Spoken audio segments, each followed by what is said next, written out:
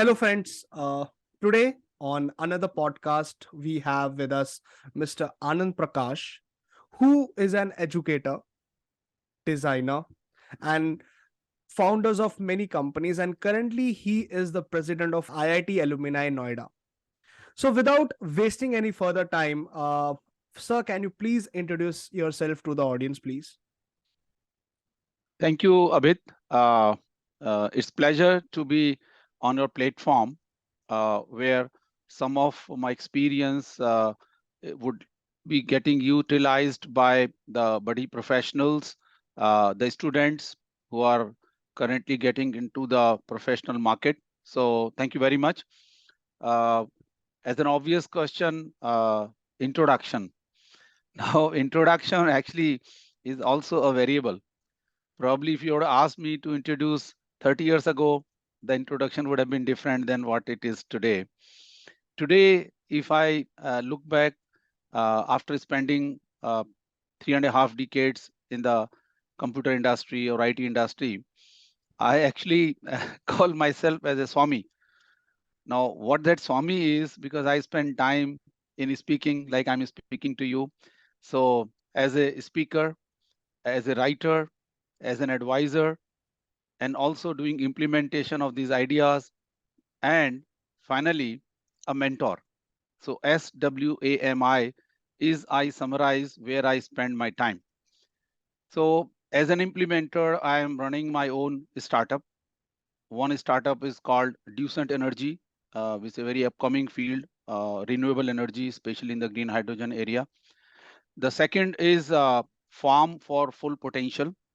This is primarily to give away the experience which I have taken from the industry.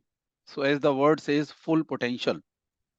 Each one of us, whether individual or an organization, actually do not utilize full potential what we have. And there are reasons behind it. Maybe the people who have gone there, done that, seen that path. As a mentor, I can help the individual and organizations to identify and then realize their full potential. So what I call this initiative as the culture builder, because as an organization, as a society, as an individual, we need to relook at, is my way of working, which we sometimes call as a culture, is in tune with the need of the hour. Am I still getting blocked by my past thoughts, my past ways of working, my past ways of looking at the things around? Probably that is what these days people say, that put it outside the box or see it from out of the box. So there are many names to it, but I see it as a culture building initiative. So these are two initiatives which are on the implementation area. Then, as I said, I help students in mentoring them. I'm connected with various engineering colleges and management colleges. And also I spend time in writing articles. I'm also in the process of writing a book. Of last 2 years, as a byproduct of Corona, I also started writing some poetry. So that is what fits me into that my writer attribute. And last but not the least, I help startups as well as grown-ups in advising them, particularly in the area of business excellence. So I think as we move along, I'm sure you will ask pricking questions and some more experience which will come out of it. So let me stop here. Thank you very much once again. Thank you so much, sir. And one thing which you said about Swami, I think that is the most innovative introduction I have ever heard on my podcast right now. Thank you. Yeah. So, sir, coming straight to the point, as we all know that we are working, or many of the people, many people in today's generation are working towards development and improving the education system, or you can say mentoring students towards a better future. And as you said that you are currently mentoring college, like college students, and you are connected with many colleges.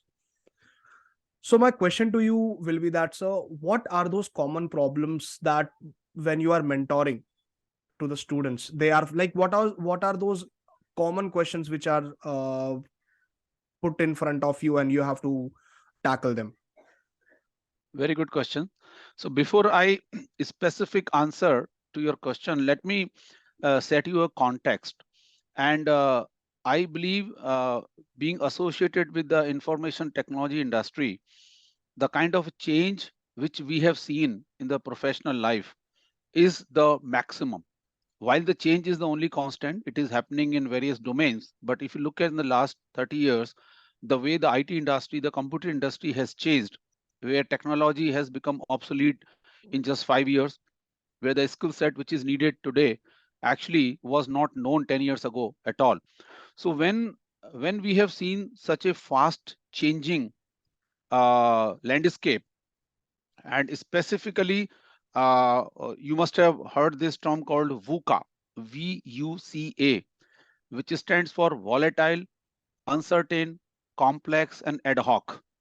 This term is started using in the corporate world around 2010, but when the whole world was hit by this virus, coronavirus, I think each one of us really experienced it, that the world around us is completely volatile, is completely uncertain, it's highly complex, and ad hocism can be experienced by everybody.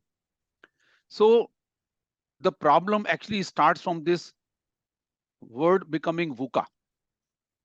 When we talk to the students, while on one side they have few challenges in terms of understanding exactly what are the roles being offered in the campus, what would be actually suitable to them, what actually the skill set which will be applicable to the job profiles. So if I given a specific answer to the question, majority of the mentees have this question, that they get attracted by the pay packet of the job, but to really align it with their inherent interest, their inherent talent, their inherent desire, and that can be done only by really understanding the job profile and the role profile, and not judging it only by the reputation of the company or the pay packet which is being offered. So that is one common question which comes from the mentees. The second question which comes from the mentees, again a specific answer to your question, that they would like to see that, oh, what is the field I should choose, which area I should go in. My recommendation to them is that under the current situation, again using the term VUCA, it is highly unpredictable that what are the skill sets required 10 years from now, what will be the business areas which will be flourishing. So so need not get too much bogged down about what people say, that have a long term goals and long term targets. While you should have a long term vision, but you can have a medium term targets and medium term goals. Need not get too much bothered about thinking that, oh, what do I want to do after 20 years. Have some vision, have an alignment with your personality, but just have a firm goal at a medium term or a short term basis, but be ready to adapt to the changes, because we do not know what is coming forward. I really cannot predict how the technology landscape will be 10 years from now. So the fundamental trait which I am recommending to my mentee is that be ready to adapt the change, but adapt the change with your ability to evaluate and see its suitability and its applicability wherever you are working. So adaptability to change, which is a term which you might have heard people call as agility. So Yeah, yes, sir. agility is a very buzzword these days. So I think about the career also we need to have little bit of agility. Don't get hard bound. People say, oh, I'm a coder. Oh, I'm a business analyst. Oh, I'm just a marketeer. No, maybe today you are doing something in the marketing. 10 years hence, you may get a profile which may be something different, which might require the skill set which you have obtained in your current role.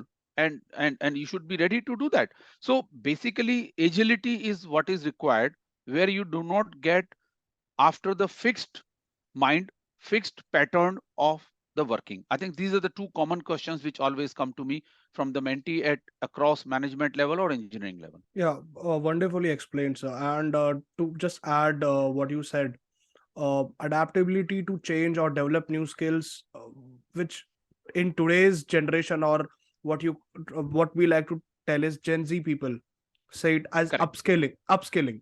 Yes. Yes. We have to upskill throughout whatever new challenges and what through various what you can say, through various skill sets we can obtain, and we just have to upskill ourselves every day. Like, you can't just sit and just think that I am the best, or I have all the knowledge and skills. Everyone Correct. every day is learning new things and new skills, and you have to basically upskill yourself. Right, sir? Right. Correct. So the principle, just to add, the principle applicable to this is learn, unlearn, and relearn. Correct. Because we cannot just work on learn, learn, and learn.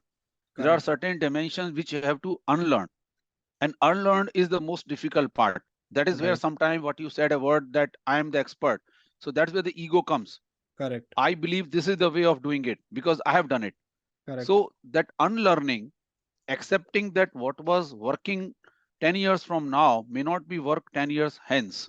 Right. So that learn, unlearn, and relearn cycle has to be honestly adopted. Over Right, to you. sir. Right, sir.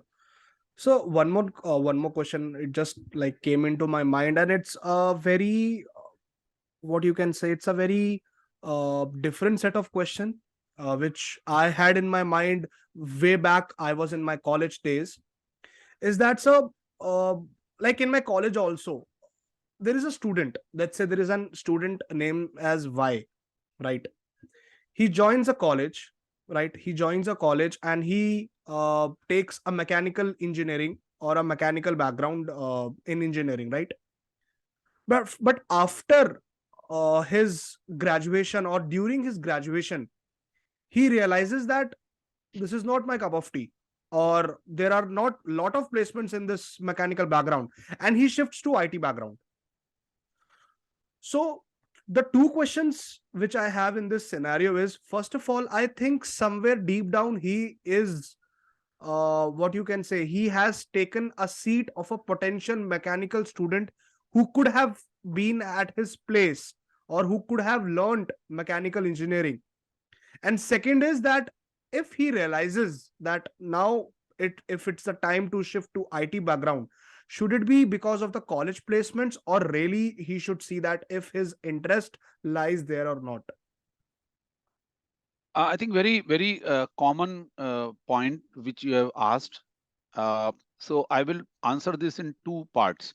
First part is that when actually we take a decision that should I choose mechanical engineering or electronics engineering, electrical engineering, the basic reason is that actually I have no clue about what does it mean by that. In my times, we used to think that somebody has got a better marks in chemistry, then he should go for chemical engineering. So Correct. that was the only understanding. While in the last 40 years, 45 years, things have changed, but still a lot has to be done. That at the school level, the students have to be taught and told that what does it mean to be a mechanical engineer, what does it mean to be an IT engineer, what does it mean to be a metallurgical engineer, what does it mean to be an architect. So that is one. Second thing, and not only just telling that what does it mean, there have to be assessments. Now there are some career counseling, career guidance, some psychological, psychometric tests are being done at the school level. And the new education policy is also promoting these type of initiatives where more and more information should be made available to the students at the 10th and 12th level. So they understand what does it mean to be a BBA, what does it mean to be an engineer, what does it mean to be a doctor. So I think understanding the profile and also through various assessments, maybe counseling or psychometric test, we understand that what are you made up of. So there are more scientific ways of identifying that what are you made for. You know, Right. Again taking my example, I took biology and mathematics because I thought I should become a doctor in ninth standard. Next day I said no, I cannot be a doctor. So Now there could be this information could have been shared with me hand. I could have taken a better decision. But anyway, because it was 9, 10th, 11th, 12th, so I went to the math side. But this problem is still existing. There is a big difference now. I know colleges are doing career counseling, so this problem should get reduced. The second part is fine. I took mechanical. I liked mechanical. I was made for mechanical. But when I came out to the job market, okay, there were no opportunities in my domain. What do I do? My objective is to earn money. So there is no harm.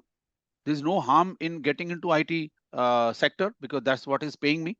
But in my heart, if I have an expertise and intentions to do something in the mechanical engineering, something in the mechanical design, I should not leave that passion aside. Because somewhere, if my passion is for mechanical, then my job satisfaction will come from my mechanical work only. I may earn money from IT, but my satisfaction will come from mechanical kind of a job. So it may be a good idea to see some roles where he can also utilize his or her strength in the mechanical engineering. Like if you see in the software also, when the software job comes, there will be CAD CAM design software. Now Hmm. in the CAD CAM design software, there will be mechanical requirement. If somebody is, let's say, from healthcare side, health engineering, now he may go into the IT sector of the health sector, pharma sector. So if you have got a new requirement to address, you have to address. You can't say that, oh, I'm a mechanical engineer, now jobs are available in IT industry, so why should I go to the IT industry? And that is where my earlier word of agility, that you should have agility, that as per the need you should be able to adapt to the change.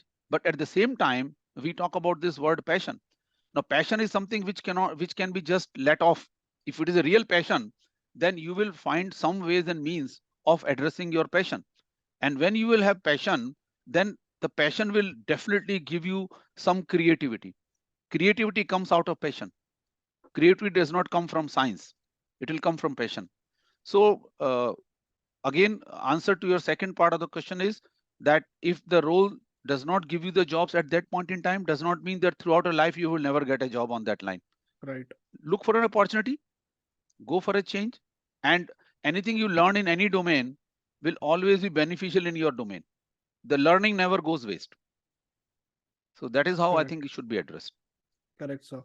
And also, what I think that if there is a system that after 12th, before taking an admission in a college, if a college or if there can be a system or a software which can basically help a student to understand that what his future will look like if he takes a certain course, I think that will give him much more clarity and much more clear vision of what he needs to do.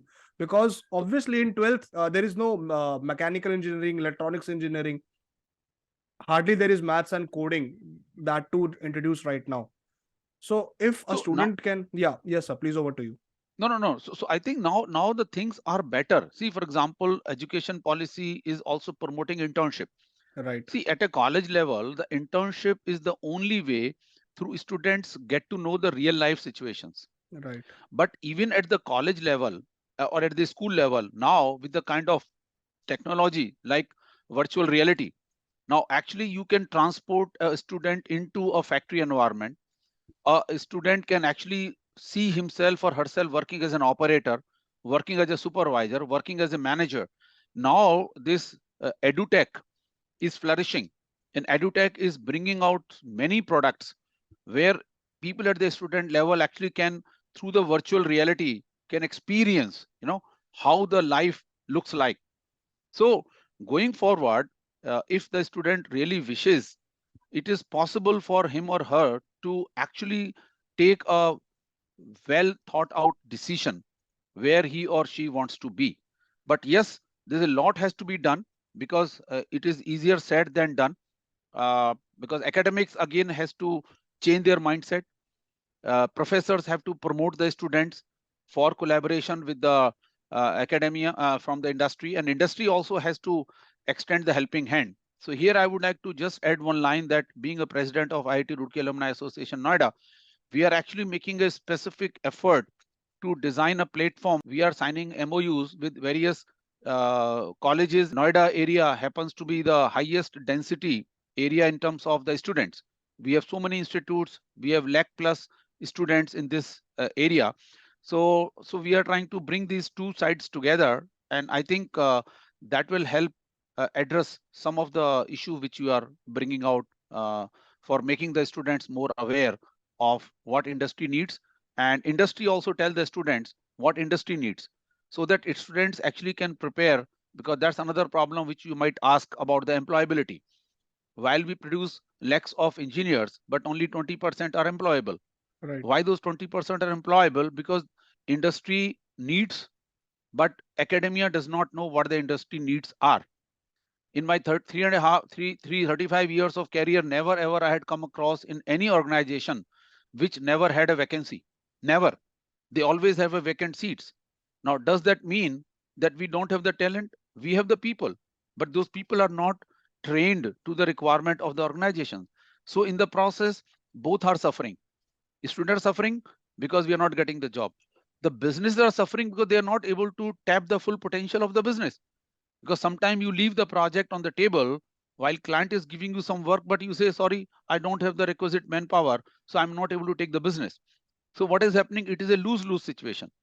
But if industry and academia collaboration can be increased to a higher level, then it will address both the problem of employability as well as the industry need for talent.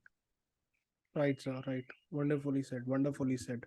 Uh, so we'll come back to the edtech part and we'll talk about more about the edtech industry. Uh, so let's talk about basically what you are currently doing and what you are the founder of, right? Farm for Full Potential. Would you like to tell the audience basically what does it do and how does it function? Okay, so the farm for potential, as I said, is helping individuals and organizations to realize their full potential. So I take up assignments with startups or grown-ups and see what the organizational challenges are. And so first part is that we study the as is state, and then based on that report, which is called a initial report, we recommend that what are the known problems and what could be the possible solutions. So that is first engagement. Second engagement is if they say, okay, this is the problem and this is the solution, now you help us to implement this solution. So it is like, you go to a doctor, you do not know what your problem is. You just say that I'm not feeling well, but you really do not know what problem you have. So first part of the doctor is to analyze that what is the problem, identify the problem, and then give the prescription. That's the end of the assignment. Second is that no, even this medicine is not available. Okay, so we have to design a medicine for you, which might be a combination of various medicines available. So there could be a solution, could be implementation of, let's say, customer centricity. So if your challenge is that your team is not customer focused, if your challenge is that productivity is a challenge, then maybe your processes need to be optimized. Maybe you need to apply some lean methods, you have to apply some Six Sigma method, you have to apply some agile methodology. Or if you're in IT industry, now there are DevOps is also getting popular. Or maybe your challenge is more in terms of business analytics. Maybe your marketing is not being done correctly. So first the report will identify that what is the area. Sometimes the challenge could be just the people management. Because nowadays I'm noticing that people challenge is the biggest challenge, especially now with this work from home culture or a hybrid culture. A new set of challenges are coming in, like moonlighting. People are working on two different places. How do we bring in the trust? How do we bring in the confidence? How do we bring in the what should I say, honesty into the minds of the employees? So there are newer areas of coming in. When the AI being talked about, people Mm-hmm. are afraid of that their jobs will go away. Now I say that when the computers came, the similar fear had happened. The banks had refused to adopt the computers in their banking. But now after 25 years or 30 years, what do we say? That same computer adoption in the banking has helped the BFSI or the fintech to be the leading technology domain. Fintech has the maximum adoption of IT technology. Because of that computer adoption or IT adoption, the entire IT industry got created, which is right now the maximum job creator. So my recommendation to the Gen Z or the students or the early stage professionals is never be afraid of the upcoming technology, because Right, sir. technology is being designed to address some problem. So firstly, since it is being done to address some problem, you will never be able to resist, and you should never resist. The only thing is that you rule the technology and don't let the technology rule you. The Right. problem is when we allow the technology or anything to start controlling us, like the mobile. Now, mobile is meant for some purpose, but now mobile is started ruling the life of the individuals. So the point to your question was that we need in the farm for full potential, we try to identify what is the challenge the organization is facing. As at in mentoring stage is also something like the same thing, that we try to identify the what the challenge individual is facing and trying to give the solution. The second initiative is about this Duesent energy. So that's a very early stage startup. We are venturing into some technology evaluation for green hydrogen.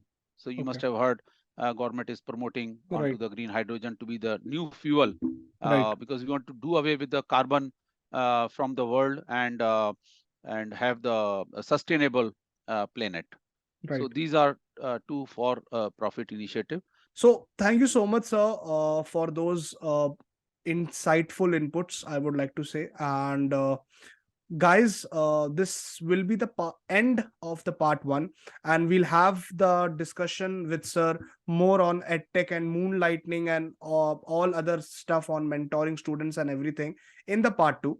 So stay tuned till the part two, and thank you so much for joining us for the part one. Thank Thank you. you so much, sir. Thank you. Thank you. Thank you, Abid. It was pleasure talking to you.